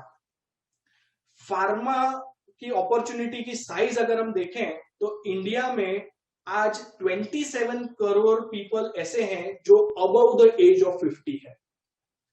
नेक्स्ट 15 इयर्स में ये 45 करोड़ हो जाने वाले हैं, 27 करोड़ का 45 करोड़। और हम सब जानते हैं कि जैसे हमारी एज बढ़ती है हमारा मेडिकल कॉस्ट भी बढ़ता है, तो this is a big opportunity for India कि इंडिया में डेमोग्राफी ऐसी होने वाली है कि जिसके वजह से हेल्थ केयर में खर्चा बढ़ेगा। दूसरा पॉइंट, आज तक इंडिया में बजट में हेल्थ केयर का एलोकेशन जस्ट 1.3% ऑफ जीडीपी था, जस्ट 1.3%। कोविड ने हम सबको सिखा दिया कि भाई ये 1.3% सफिशिएंट नहीं है, ये बढ़ाना पड़ेगा। तो अभी आप देखेंगे आगे के साल में जब बजट पेश होगा तब हेल्थ केयर पे उनका जो वेटेज होगा वो भी बढ़ेगा। तो 1.3% से शायद 2, 2.5, यूएस में it is more than 13% of the GDP. तो ये इंडिया में भी आगे जाके धीमे धीमे बढ़ सकता है। तो वहां पे अपॉर्चुनिटीज एपीआई है, कॉन्ट्रैक्ट मैन्युफैक्चरिंग, कॉन्ट्रैक्ट डेवलपमेंट, ये बहुत बड़ी अपॉर्चुनिटी है। मैं ऐसा मानता हूं जैसे इंफोसिस, टीसीएस ने आईटी में रेवोल्यूशन लाया, वैसे ही सीडीएमओ में ऐसी चीज है कि जहां पे बहुत जो कंपनीज जैसे सिंजीन है, सुवेन फार्मा है, लॉरस है, वो सब भी आगे जाके बहुत बड़ी कंपनीज बन सकती है, प्रोवाइडेड आप ड्यू डिलिजेंस करके इन्वेस्ट करना। और एक चीज मैं आपको सबको यहाँ पे अगेन बता देना चाहता हूं कि जो भी स्टॉक्स में यहाँ डिस्कस कर रहा हूं it is only for education purpose, और बहुत सारे स्टॉक्स में हमारा खुद का भी इन्वेस्टमेंट है, हमारे पीएमएस होल्डर्स का भी इन्वेस्टमेंट है। तो ये सब डिस्क्लोजर आप रखना, मैं यहाँ से कोई भी रिकमेंडेशन नहीं दे रहा हूं। Non lending finance, see lending तो हम सबको पता है, लेकिन नॉन लेंडिंग इंश्योरेंस और एसेट मैनेजमेंट। इंश्योरेंस सेक्टर में ऐसा मानता हूं इंडिया में both health as well as यानी life as well as non life, दोनों में 20 ईयर का रनवे है। यानी मैं बोलता हूं 20 ईयर का रनवे है, 20 आरओसीई है, 20% आरओसीई है और 20% ग्रोथ है। इतना बड़ा दिख रहा है, यानी 20 इयर्स का होराइजन आप ले सकते हैं, क्योंकि इंडिया अंडर पेनिट्रेटेड है इन इंश्योरेंस। 20% का ग्रोथ इसलिए आ सकता है और 20% का रिटर्न ऑन कैपिटल है, तो इससे बढ़िया चीज क्या हो सकती है। E commerce and e retailing, again जैसे मैंने बताया इंडिया में बहुत कम कंपनीज है जो लिस्टेड है, लेकिन हमारी नजर में दो कंपनीज हैं, एक रिलायंस, एक वैभव ग्लोबल, जो ई कॉमर्स ई रिटेलिंग में है। Vaibhav global is a small cap company, और ये टाइप की कंपनीज अच्छा कर सकती है, और आगे जाके दूसरी कंपनीज जो लिस्ट होगी वहां पे भी पैसा बन सकता है। और आईपीओ, जैसे मैंने बताया, नेक्स्ट ईयर से आईपीओ भी काफी आने वाले हैं। So how are we position, हम लोग ने पीएमएस में कैसे पोजीशन बनाई है? तो we prefer high growth and high quality. High quality में भी we are focusing on intangibles. अभी मैं आपको इनटेंजिबल की थोड़ी एग्जांपल के साथ समझाना चाहता हूं कि what do I mean by intangible. See, tangible तो सबको दिखता है, नंबर सबको दिखते हैं, सबके सामने होते हैं, लेकिन इनटेंजिबल यानी आप वो कंपनी में क्या ऑब्जर्व करते हैं। Again taking example of Titan, क्योंकि वो उसको मैं बहुत क्लोजली ट्रैक करता हूं। टाइटन में भास्कर भट्ट ने इंटरव्यू में बताया था कि डीमोनेटाइजेशन के दिन रात को 8 साढ़े 8 बजे मोदी जी ने जब बताया कि 12 बजे से 500 और 1000 की नोट निकल जाएगी, तो तनिष्क के सारे स्टोर्स 12 बजे बंद हो गए थे। 12 बजे के बाद उन्होंने 1 रुपए का भी सेल्स नहीं किया, इंस्पाइट ऑफ बहुत सारे कस्टमर्स ने उनको फोन किया था कि भाई मेरे पास 30 लाख कैश है, 50 लाख कैश है, आप ले लो और मुझे ज्वेलरी दे दो। 12 बजे के बाद एक भी इनवॉइस उन्होंने नहीं बनाया। This speaks volume of Tata group, about culture of Tata group, कि एम्प्लॉयज भी ये इनकलकेट करते हैं, ये कल्चर इनकलकेट करते हैं, और ये जो हाई पी मिलता है ना, इसके पीछे ये सब भी रीजंस होते हैं। दूसरा, भास्कर भट्ट जब गए और उनके जो दूसरे प्रीसेडेंटर आए वो थे सीके वेंकटराघवन। उनका हिस्ट्री ये है कि उनकी 50% salary he gives away for girl child education. 50% salary girl child education पे वो खर्च कर देते। अभी जो एमडी ऐसा करता है वो क्या गलत करेगा कंपनी में? तो अगेन ये सब इनटेंजिबल्स हैं जो मार्केट शायद फोकस कर रहा है, हम समझ नहीं पा रहे हैं। तीसरा है, ये कोविड के टाइम पे टाइटन जैसी कंपनी ने एक भी जन को ले ऑफ नहीं किया, एक भी जन को निकाला नहीं, एक भी एम्प्लॉय की सैलरी कट नहीं की।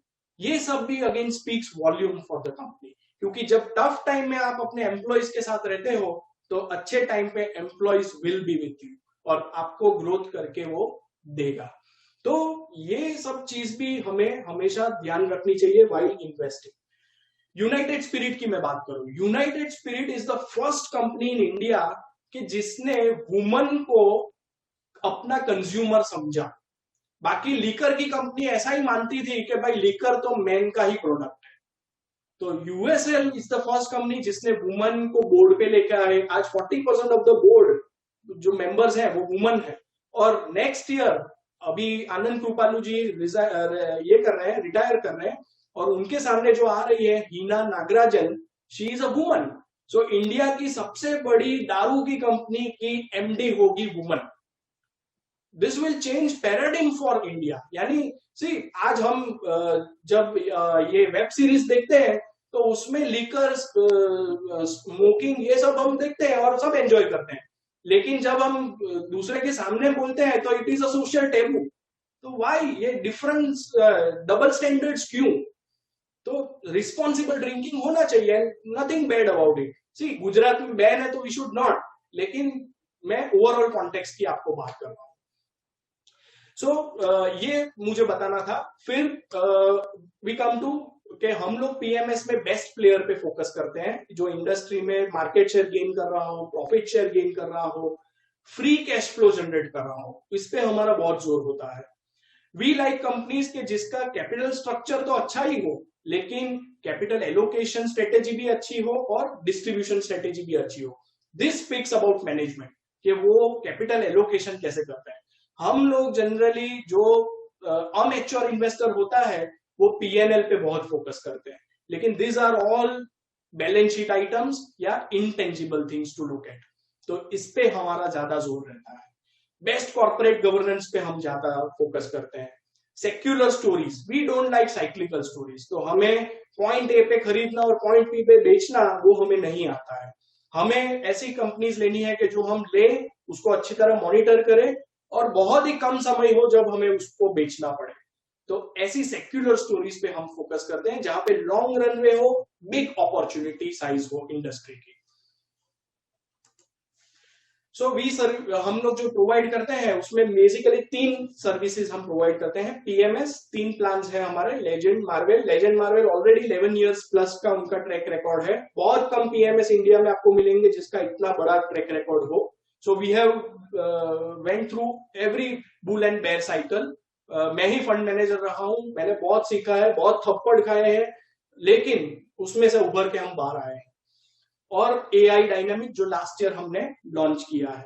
सी again, AI dynamic complete investment product नहीं है, it is more of a trading product. So जब भी आप ये प्रोडक्ट समझिए तो उसको उस तरह से समझने की कोशिश कीजिए।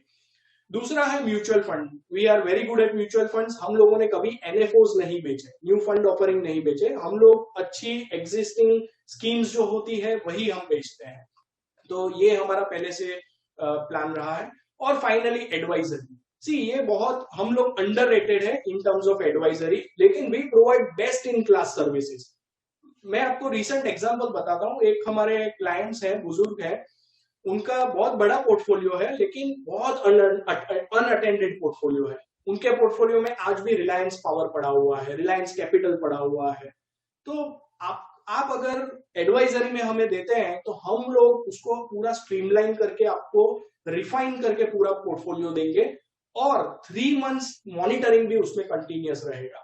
तो ये सर्विस भी हम अच्छी तरह प्रोवाइड करते हैं। And we have a very good research team. हमारी research team one of the best research team मैं बोल सकता हूँ। अभी एक्सपीरियंस भी है, वेल क्वालिफाइड भी है। मेरी टीम में मैंने क्राइटेरिया रखा है कि जो भी सिलेक्शन हो वो मेरे से बेहतरीन होना चाहिए, मेरे से ज्यादा टैलेंटेड होना चाहिए, तो ही वो मेरे टीम में एंटर हो सकता है। क्योंकि अगर वो मेरे से ज्यादा इंटेलिजेंट नहीं है, टैलेंटेड नहीं है, तो मैं सीखूंगा ही नहीं। And I want to learn, I want to be a learning machine. मैं डेली जब रात को घर जाता हूं तो आई फील सेटिस्फाइड कि आज कुछ करके गए हैं, आज कुछ सीख के गए हैं। तो ये सब चीजें हम करते हैं एंड एडवाइजरी में भी हम अच्छा रोल प्ले कर सकते हैं। So finally I want to leave you with this slide. ये है पर कैपिटा की स्लाइड इंडिया की, कि आप यहाँ पे देख सकते हैं CY19 में हमारा पर कैपिटा इनकम है $2100, जो नेक्स्ट 5 इयर्स में बढ़ जाने वाला है ऑलमोस्ट $3000। 42% का एब्सोल्यूट राइज हमारे पर कैपिटा में आने वाला है। दूसरे सारे कंट्रीज का आप देख लीजिए, बहुत कम पर कैपिटा का ग्रोथ है, हमारा सबसे ज्यादा बढ़ने वाला है। तो this is the opportunity I am speaking about, कि जब लोगों के पॉकेट में ज्यादा पैसे आएंगे तो वो ज्यादा खर्च करेंगे, और ज्यादा खर्च करेंगे तो ज्यादा कंपनियों प्रॉस्पर होगी। तो ये बहुत बड़ा एक अपॉर्चुनिटी मुझे दिख रही है। रिसेंटली मैं ज्ञान वत्सल जी को सुन रहा था, स्वामी ज्ञान वत्सल जी, उन्होंने बहुत अच्छी चीज बताई थी और वो एंटरप्रेन्योर्स को एड्रेस कर रहे थे। तो उन्होंने बताया था कि there is a difference between growth, progress and success. तो व्हाट इज ग्रोथ? तो ग्रोथ ये है कि जब आप अपना टर्नओवर इंक्रीज करते हो, फॉर एग्जांपल आपका टर्नओवर अभी 1 करोड़ है, आप इंक्रीज करके 5 करोड़ पे आते हो, तो दैट इज ग्रोथ। प्रोग्रेस ये है कि जब आप टर्नओवर इंक्रीज करते हो विथ एथिक्स, इंटीग्रिटी, आप एथिकल वे में वो ग्रोथ करते हो, तो वो प्रोग्रेस कहलाता है।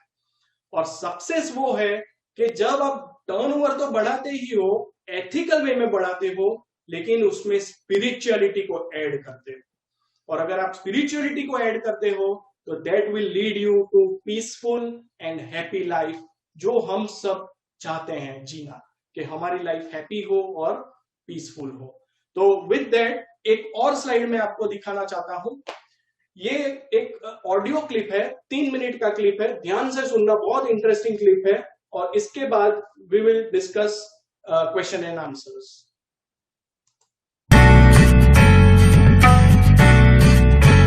મિર્ચી મોર્નિંગ। પૈસાદાર હોવું અને શ્રીમંત હોવું, આ બેમાં ફરક શું? પૈસાદાર હોવું અને શ્રીમંત હોવું એમાં તફાવત શું? પૈસાદાર પાસે પૈસો હોય અને શ્રીમંત પાસે લક્ષ્મી હોય। પૈસાદાર બેંક બેલેન્સથી ધનવાન હોય અને શ્રીમંત બધી જ રીતે સંપત્તિવાન હોય। It is the difference between being rich and being wealthy. Rich એટલે એવી વ્યક્તિ જેની પાસે લક્ઝુરિયસ કાર છે, ફ્લેશી રિસ્ટ વોચ છે, ચાંદીના ગ્લાસમાં પાણી પીવે છે, સોનાની થાળીમાં જમે છે, એમનું ઘર, લાઈફસ્ટાઈલ, ગાડી, કપડા, ઘરેણા બધું એમની અમીરીની ચાડી ખાય છે. એમના સોશિયલ સ્ટેટસ વિશે એક અંદાજ આપે છે. દુનિયાને દેખાડવા માટેની દરેક વસ્તુ અમીર વ્યક્તિ બતાવ કરે છે. એ સતત દેખાડો કરવા માટે, છવાઈ જવા માટે, આંજી દેવા માટે પ્રયત્નશીલ હોય છે. એ જીવે છે જ એના માટે.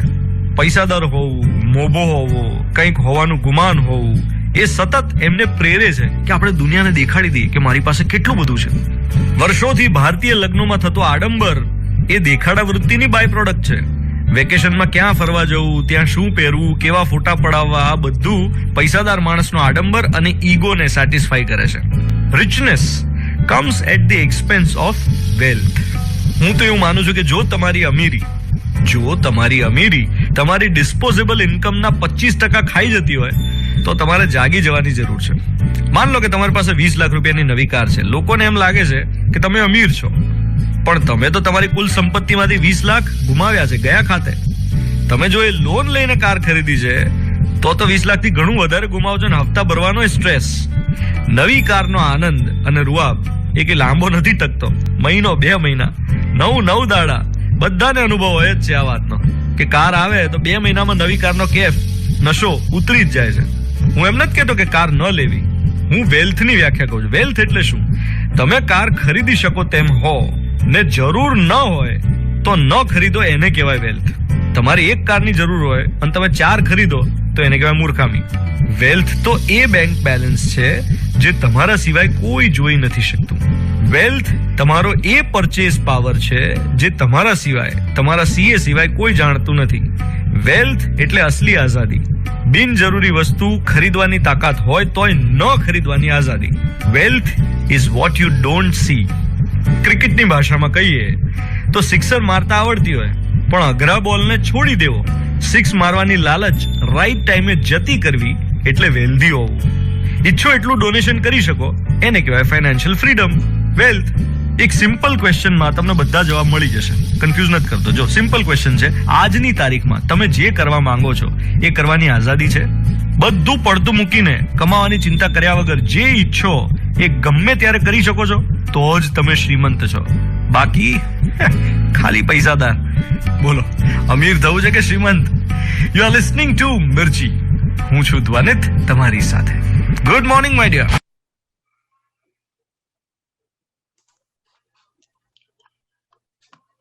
Thank you, Siddharth sir, for your wonderful and very insightful presentation. And I hope with me, all of our investors has enjoyed too. And today we have also understand the real meaning of wealth. So thank you for your very insightful presentations. Now we have received a lots of questions regarding the current markets and for different sectors. So now we can take one by one. Janish, before starting question and answers, મારે એક બે વસ્તુ બીજી add કરવી છે કે આખું presentation પછી મારે એક જ મારું જે ઓબ્ઝર્વેશન છે હું કહેવા માંગુ છું. I want to give my observation कि जैसे हम हिंदी मूवी में सुनते हैं कि वो जो महाराज होते हैं शादी में, वो बोलते हैं कि भाई कन्या को बुलाओ, मुहूर्त का समय आ गया है. तो मैं ऐसा मानता हूं कि इंडिया का भी समय आ गया है. And this is the time, this is the opportunity कि जहां से हम बहुत बड़ी वेल्थ क्रिएट कर सकते हैं. और मुझे 2 एग्जांपल्स देने हैं, मेरे फादर का एग्जांपल और मेरे सर हेमंत सर का एग्जांपल. हेमंत सर नवंबर में उन्होंने अपने 49 years of working life complete किए और 49 इयर्स के बाद भी उनका अभी भी इंटरेस्ट इतना बरकरार है, एनर्जी इतनी है कि he still wants to work for few years. और वो क्यों करना चाहते हैं? क्योंकि he is also very optimistic on India. He also wants to see the progress of India. इसी तरह मेरे फादर, मैं आपको बोलूंगा अगेन कैंडिड होके कि इंफोसिस के जब डिविडेंड आते हैं सुबह 11 बजे बैंक अकाउंट में जमा होते हैं, 12-1 बजे वो इन्वेस्ट हो जाता है पैसा. और मुझे काफी बार मेरे फादर को बोलना पड़ता है कि पप्पा थोड़ा इमरजेंसी फंड माटे पैसा रेवा दो सेविंग्स अकाउंट में, यहां तक इन्वेस्ट हो जाते हैं. तो दिस इज द पैशन. और ये दोनों एग्जांपल्स मैं इसलिए दे रहा हूं कि they both are successful in life. दोनों फाइनेंशियली फ्री है, आज दोनों पैसे के लिए काम नहीं कर रहे, only for their sheer passion they are working. और with that I will say to Janish ke we can start with question and answers. Thank you. Thank you sir for your wonderful 2 examples also. And मैंने भी ये दोनों example personally देखे हुए हैं कि जैसे हेमंत सर जिस हिसाब से काम कर रहे हैं और जो एनर्जी लेवल है, एंड सिद्धार्थ सर के फादर भी, तो both are different. So sir, now I think we should go ahead and we can take questions one by one. So the first questions for you, sir. Should investor book their profits at this level? See, ये मैंने बहुत अच्छी तरह cover किया है presentation में. मेरा ऐसा मानना है कि if you have a horizon of minimum 3 to 5 years, तो ये लेवल भी शायद बुक प्रॉफिट करने वाला नहीं है. क्योंकि सी अभी भी जैसे मैंने बताया कि इंटरेस्ट रेट्स लो है और इसलिए एफआईआई का फ्लो चालू है. और स्क्रीन देख के मुझे नहीं लग रहा है कि ये एफआईआई का फ्लो और जो मार्केट में मोमेंटम है वो इजीली रुक जाएगा. सो आई डोंट फील, और see I am not that smart enough कि मुझे पता चले कि ये टॉप है अभी बेच दो, नीचे 10% आएगा. अगर इतना मैं स्मार्ट होता तो आज मैं शायद और जगह होता. तो सर इसका अंडरलाइन और एक क्वेश्चन है कि वेयर यू सी सेंसेक्स और Nifty after 5 years? This is a very good question. See मैं ऐसा मानता हूं कि लास्ट 10 years में हमारा nominal GDP growth single digit में रहा है. This will come to higher single digit और मे बी डबल डिजिट. अगर ये होता है तो इस पे जो ये स्ट्रक्चरल ग्रोथ रहेगा, ये मुझे नहीं लगता है कि सिक्लिकल ग्रोथ हो रहा है. जो इंडिया में, ये मैंने प्रेजेंटेशन में भी बताया कि India is going through a paradigm shift, और ये अभी एफआईआईज रिकॉग्नाइज करने लगी है ग्रेजुअली. इवन सी एक चीज मैं और बताना चाहता हूं कि why NRIs are successful. NRIs successful इसलिए है क्योंकि यूएसए ने उनको प्लेटफॉर्म दिया, और जब भी कोई प्लेटफॉर्म देता है और अपनी टैलेंट होती है तो we can prosper. India has started giving this, और अभी इंडिया इज प्रोवाइडिंग प्लेटफॉर्म्स. तो अभी इंडिया में भी बहुत अच्छी एंटरप्रेन्योरशिप होने वाली है. और पहले क्या था कि हम सब मानते देखते थे कि टाटा, बिरला, अंबानी ये सब भी प्रॉस्पर करते थे. आज आप देखो बाइजूस, आज आप देखो जोमेटो के दीपेंद्र गोयल, ये सब मिडिल क्लास लोग हैं. ये सब के पास कोई लीगेसी नहीं थी, कोई गोल्डन स्पून से बॉर्न नहीं हुए थे वो, लेकिन फिर भी they are now wealthy and they are in 50,000 1 lakh crore club. तो मेरा यही मानना है कि अभी India has started providing platform, और उसके वजह से नेक्स्ट 3 to 5 years, यार मैं बोलता हूँ 10 years बहुत प्रॉमिसिंग है. सो 10 years में इंडिया में बहुत बड़ी वेल्थ बन सकती है. आई बिलीव कि 15 to 18% compounded return next 5 years में मिल सकता है इक्विटी में से. Okay, sir. Then, sir, one question is there. What's your advice for young investors who is just beginning his or her investment journey? Right. See बहुत अच्छा question है. एक चीज याद रखिए कि compounding is the 8th wonder of the world, और young जो लोग हैं उनके पास बहुत बड़ा लॉन्ग रनवे है. अज्यूम कीजिए कि आप 20-22 साल के हैं, तो आपके पास नेक्स्ट 50 years है. अपना कंपाउंडिंग मशीन अगर आप 20 साल से शुरू कर देते हैं, एवरी मंथ जो आप सैलरी कमाते हैं उसमें से आप 30-40% इन्वेस्ट करने लगते हैं, over a 50-year period you would be ultra rich. यानी आप करोड़ में आप होंगे, 100 करोड़ में आपका पैसा होगा. तो ये करने की जरूरत है कि अपना कंपाउंडिंग मशीन शुरू कर दीजिए और उसको बीच में बंद मत कीजिए. बहुत लोग क्या करते हैं, बुक प्रॉफिट कर देते हैं, पैसा निकाल देते हैं. ये सब नहीं करना है. We need to be in the market, stay invested over a long term period. और मेरे पास बहुत एग्जांपल्स हैं ऐसे. हेमंत सर के father in law Desai uncle ने, he was an employ in Dena bank, bank of Baroda, लेकिन कभी भी उन्होंने जो भी पैसा आता था वो शेयर्स में इन्वेस्ट करते थे और वो कंपाउंड होता गया. तो हेमंत सर मुझे बताते हैं कि जो उन्होंने पूरी लाइफ में एज एन एम्प्लॉय सैलरी कमाई, उससे ज्यादा उन्होंने अपना इन्वेस्टमेंट से कमाया, और बहुत बड़ा पैसा वो आज उनका डीमैट में है. तो ये मेरा कहना है कि लॉन्ग टर्म में equity has a big potential, और यंगस्टर्स शुड स्टार्ट इन्वेस्टिंग, क्योंकि इनिशियली उनको कोई लायबिलिटी नहीं होती है, उनको कोई पैसा घर में देना नहीं होता है, तो बहुत बड़ा चंक वो इन्वेस्ट कर सकते हैं सेविंग में से, और फिर स्टार्टिंग में वो थोड़ी मिस्टेक्स भी कर सकते हैं, मिस्टेक्स भी पार्डनेबल होती है इनिशियल फेज में, तो ये भी एक उनके लिए एडेड एडवांटेज है। Thank you, sir. And sir, there is a one more questions. How do you evaluate management quality and good corporate governance? Right, see again यहाँ पे भी बहुत सारे मेट्रिक्स हैं। मेरी टीम पूरा फॉरेंसिक अकाउंटिंग भी करती है, they are well qualified CFAs हैं, तो उनको बैलेंस शीट P&L में बहुत अच्छा ग्रिप रहता है। मैं ज्यादा इंटेंजिबल्स पे फोकस करता हूँ, जैसे मैंने आपको 2-3 एग्जांपल्स भी मैंने शेयर किए टाइटन और ये सब के। तो see there are many things to look at, लेकिन मैं ऐसा मानता हूँ कि असली मैनेजमेंट को परखना है तो उनका पास्ट ट्रैक रिकॉर्ड चेक कीजिए।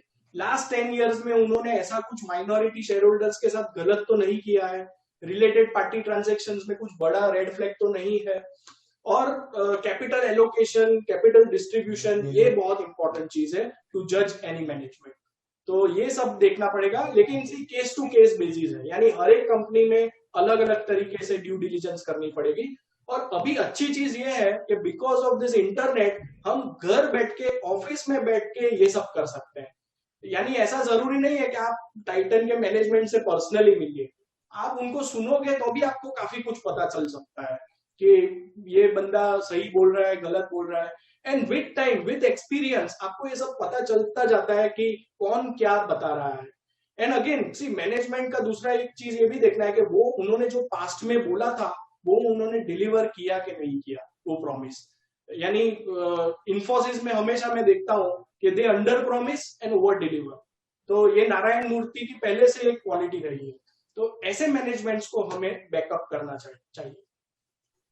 Okay, sir. And sir, next question is, do you believe that the economy is back on its track again, or is this bull run sustainable?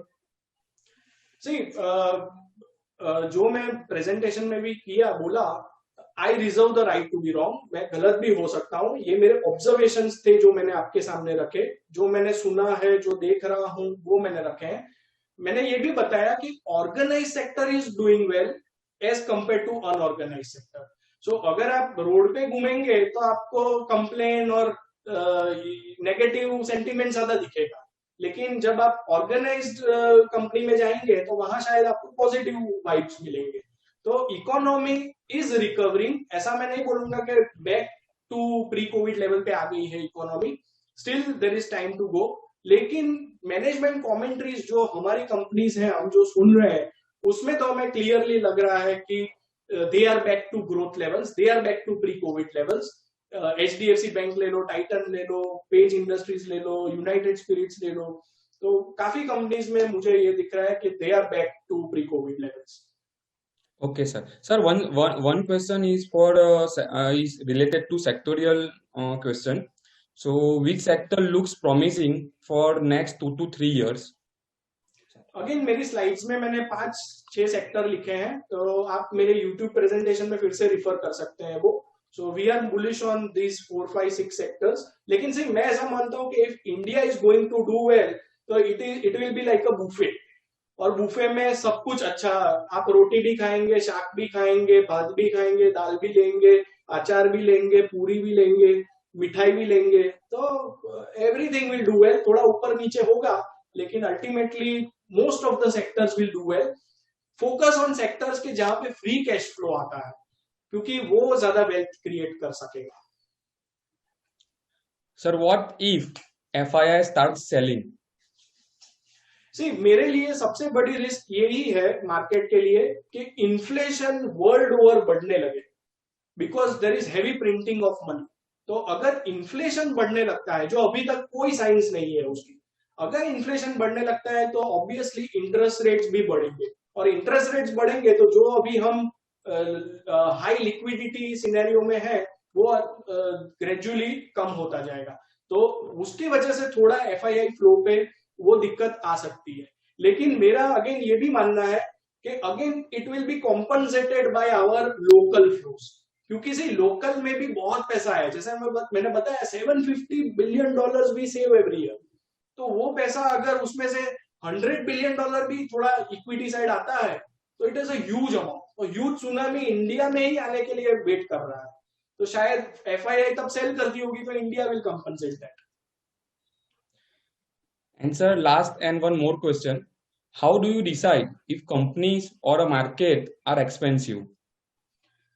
जैसे मैंने इन्फोसिस का एग्जांपल आपको दिया कि when over a long term period आपका cash flow from operation का CAGR और आपका मार्केट प्राइस का CAGR में बहुत बड़ा डाइवर्जेंस आ जाता है, तो that will be a time to sell. या फिर दूसरी तरह अगर PE के टर्म्स में अगर मैं बताऊं तो I will not sell a stock at 50, 60, 70, 80 PE, but I will stock at maybe 200, 250, 300 PE. तो जब मार्केट एक्सपेंसिव हो तब हमें नहीं बेचना है, लेकिन मार्केट जब यूफोरिक हो और फियर ऑफ मिसिंग आउट हो and everybody wants to chase, तब मार्केट में हमें बेचना है. तो अगेन मैं एक चीज ये भी बताना चाहता हूं कि मार्केट टूटता तब नहीं है जब वो एक्सपेंसिव हो जाता है, मार्केट टूटता तब है जब ओवर कमिटमेंट, ओवर लेवरेज हो जाती है सिस्टम में. 2008 इज द बेस्ट एग्जांपल कि 2008 को आप रिफर कीजिए, तब यही हुआ था, ओवर लेवरेज हो गया था, डेरिवेटिव पोजीशंस में लोग ओवर कमिटेड हो गए थे, इसलिए फिर मार्केट ने बहुत बड़ा करेक्शन दिया था. बाकी आई डोंट फील के दूसरा एक एग्जांपल आपको देता हूं, मॉनिश पबराई ने ही बताया था ये एग्जांपल कि he was sitting with Charlie Munger recently. तो चार्ली मंगर को उन्होंने पूछा कि Charlie Munger is holding one company called Costco. Costco जो अगेन जैसे डीमार्ट है, जैसे अपना वॉलमार्ट है, वैसे कॉस्टको भी एक UK और US में है, तो फिजिकल रिटेलिंग में. तो उन्होंने पूछा कि you are holding Costco and Costco is trading at 40 PE multiple, तो वुड यू सेल? तो उन्होंने बोला कि I will not buy it at 40 PE multiple but I will not sell it. तो एक चीज हमेशा हमें ध्यान रखनी है कि एक्सपेंसिव हो सकती है चीजें.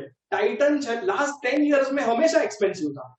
मुझे एक भी साल ऐसा नहीं मिला है कि जब मुझे टाइटन 10-15 के PE पे मिला हो. हमेशा 25, 30, 35, 40, 50, 5 साल पहले 50 का PE था. तो जब यूफोरिक वैल्यूएशन यानी 200, 250 ऐसा कुछ हो जाए, then it is time to think. बाकी मुझे नहीं लगता है कि यू शुड सेल. और बुक प्रॉफिट का दूसरा मेरा सिंपल फंडा ये है कि जब पैसे की जरूरत हो सेल्फ कंजम्पशन के लिए, तब you should cell. That's it.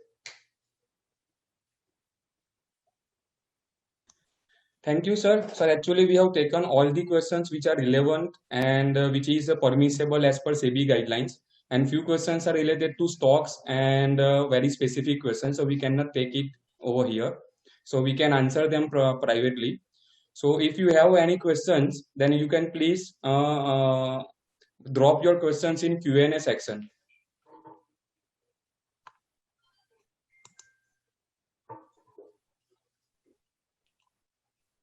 Sir, there is a one question. Suppose कि someone is a beginner, then what's your suggestions for him? Mutual funds or equity?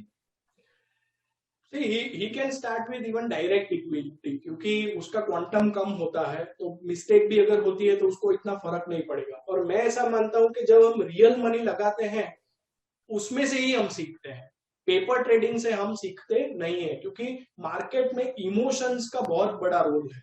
जब कोविड के टाइम पे मार्च में मार्केट टूटा था, और if you are holding 100% of your savings in equity, तब आप कैसे रिएक्ट करते हैं, it is very important. So for a youngster I would say कि इवन डायरेक्ट इक्विटी ही कुड टेक एक्सपोजर, और उसके पास अगर टाइम नहीं है, अटेंशन नहीं दे सकता है वो, then mutual fund is a good way to go. Mutual funds equally अच्छे चीज है, वहां भी फंड मैनेजर्स काफी क्वालिफाइड, एक्सपीरियंस्ड है, तो काफी अच्छा रिटर्न्स वहां पे भी मिल सकता है.